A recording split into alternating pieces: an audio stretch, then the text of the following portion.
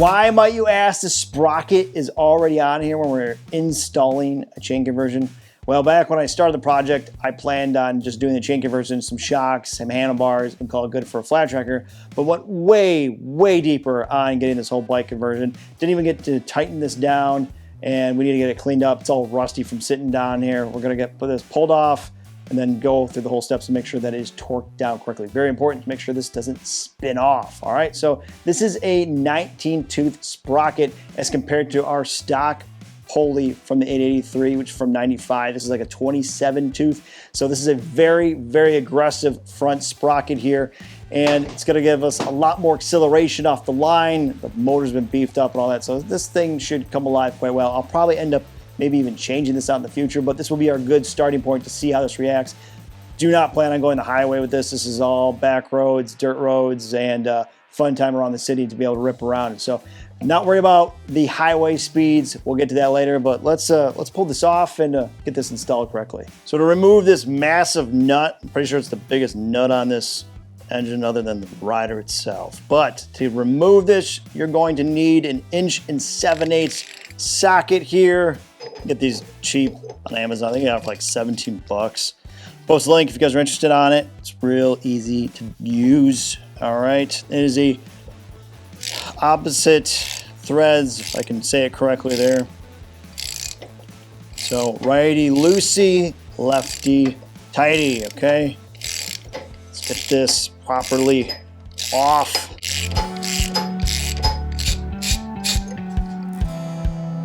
That is rusty just from sitting over time. All right, we're gonna get this cleaned up. Make sure our gaskets got some spacers we want to make sure we're good for. We don't lose the alignment. If you're doing this, make sure you put the spacers in the exact spot. Sportsters are fairly easy because they're all pretty much the same. Check your make and model to make sure you got the right ones in the right spot. It's good for right there. I'm gonna get this sprocket cleaned up a bit. New sprocket, refurbished. Look at that. Knocked the patina right off. Matches perfectly with the motor. Look at that. Rust will probably come back. Maybe we'll get coated with some grease. Should be. That's if I take care of it right. Just got to match it up with the gear. Perfect alignment all the way around. Now let's get our bolt back on here, our nut. This next step is most important. Loctite, okay? Jesus loves Loctite. So does Harley Davidson's. They both agree on the same thing. Red Loctite will save your life. It's imperative that you put it on there. This is like one spot that you do not want to skimp on that. This bolt coming off will be a bad, bad time. Put it all up in them threads. There we go.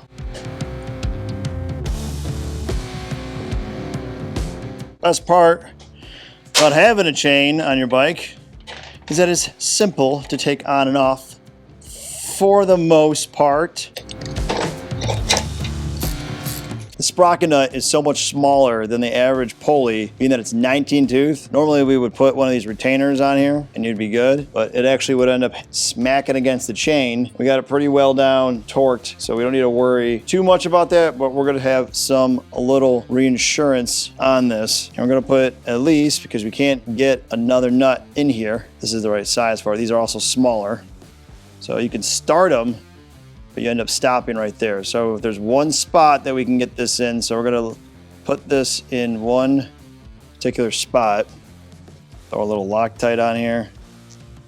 And we'll be able to slide right by the nut. These two do not allow it. It should give us just enough protection, okay?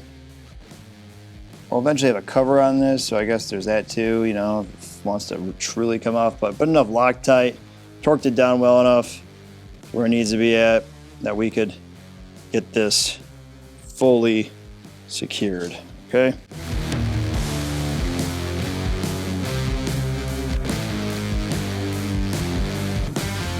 Now we can do our chain adjustment. We have a 19-tooth front sprocket and a 48-tooth rear sprocket. If you were to have a rear 48 with like a 22 front sprocket, you'd be about a 4% more in acceleration. And as this gear would go up, or the sprocket were to go up, your acceleration, so if you go to like a 48 to 49, you're probably right around 6%, and go all the way up to almost like probably close to 10% with the 22 front sprocket. So roughly right around there. I'll figure out the math later, but averaging So if you have an idea of what will get you what, first we're gonna figure out where our slack needs to be. We got way too much slack, as you can see, slapping around there. And we're gonna move this backwards here. So there's our tension right there. We can start to tighten this chain down and get our alignment on the wheel. So we are square as can be. So we have old school way of doing the alignment, and we have these holes here. One is on each side. It's meant for this tool here. It's supposed to essentially slide into there, and then you would line it up with this rubber or kind of grommet that you can move up and down. And we'll go in the center of the nut here, just like that. Then that would give us alignment of where we need to be at, and we would go to the other side and see if it matches and move it back and forth. So we'll leave that right there for right now. And at the same time, we're gonna get our alignment going, or our tension going on the chain. I have a tool for that. We'll check here in a second, see if this comes out all right. Using the same hole here.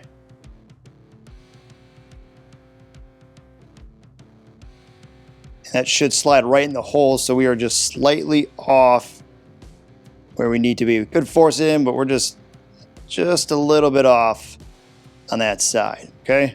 So for us to get the right alignment, we need to get the side that is furthest away from the hole to get there. So this would be essentially the furthest away. So what I'm gonna do is I'm gonna tighten the other side and then see where we're at for the side over here, since we're moved up like this. So I went ahead and tightened it up just a little bit on the other side, and we should be in the right markings now, right there. So now we are perfectly aligned there.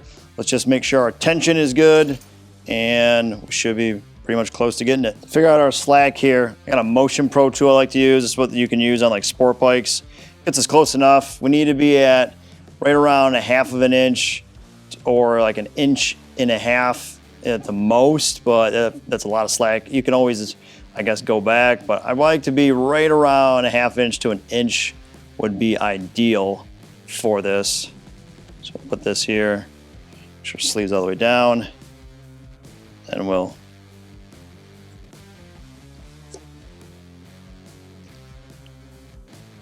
we got about 25. So that is 1 inch and probably 1.1 inches.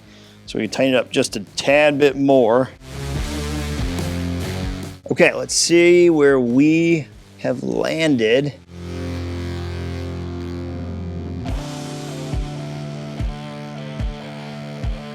Right about 15 millimeters.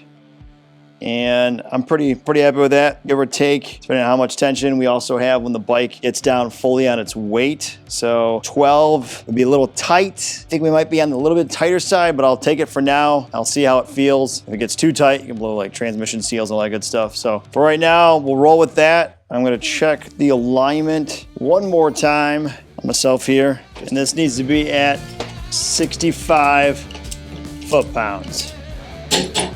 Bam, front sprocket, rear sprocket. Now we have our drivetrain all together and aligned. We just gotta keep moving forward. We got some foot controls coming in.